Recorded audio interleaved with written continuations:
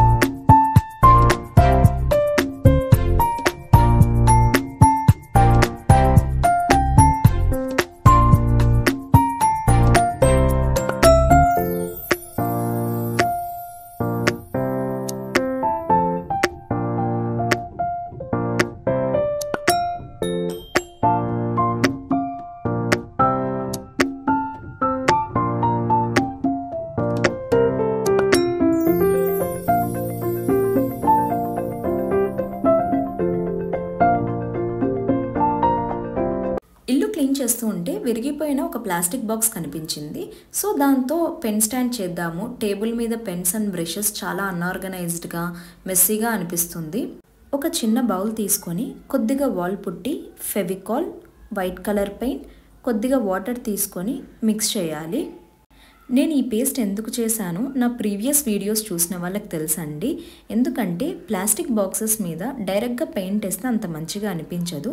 So first paint వేసే ముందు నేను చేసిన ఈ పేస్ట్ కానీ లేదా స్టేషనరీ షాప్స్లో ఆర్ ఆన్లైన్లో జెస్సో దొరుకుతుంది, అది తీసుకున్నా పర్లేదు. నేను ఈ బాక్స్కి వచ్చేసి వాటర్ మిలన్ థీమ్ అనుకుంటున్నాను. సో బాక్స్కి పై పార్ట్ 1.5 సెంటీమీటర్ ఇలా నేను చూపిస్తున్న విధంగా మెజర్ చేసేసి గ్రీన్ కలర్ పెయింట్ వేశాను. రిమైనింగ్ పార్ట్ వచ్చేసి రెడ్ కలర్ వేశాను.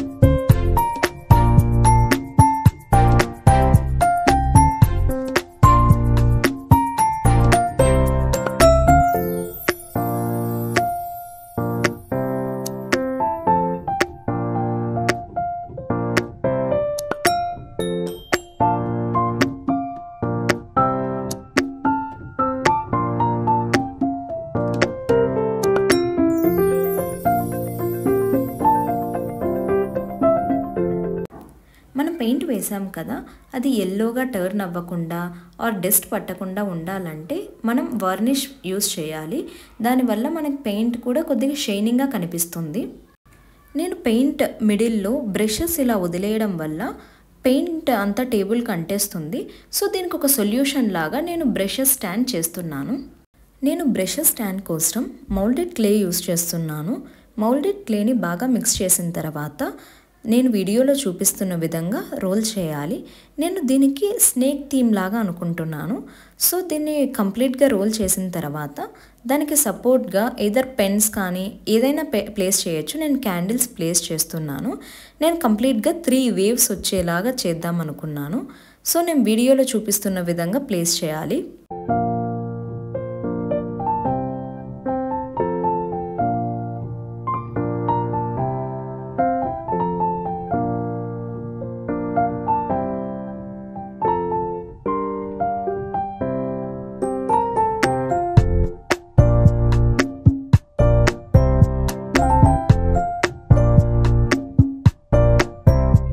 క్లే కంప్లీట్గా డ్రై అయిన తర్వాత మనకు నచ్చిన కలర్తో పెయింట్ వేసేయాలి.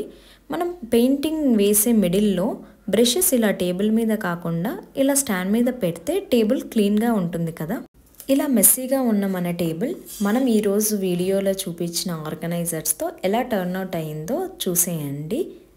మీకు కనుక ఈ వీడియో నచ్చినట్లయితే మరిన్ని క్రియేటివ్ వీడియోస్ కోసం please like, share and subscribe to our channel. మీకు ఈ ఆర్గనైజర్స్ ఎలా అనిపించాయో కామెంట్ చేయడం మాత్రం మర్చిపోకండి. Thank you for watching. See you in next video. Bye.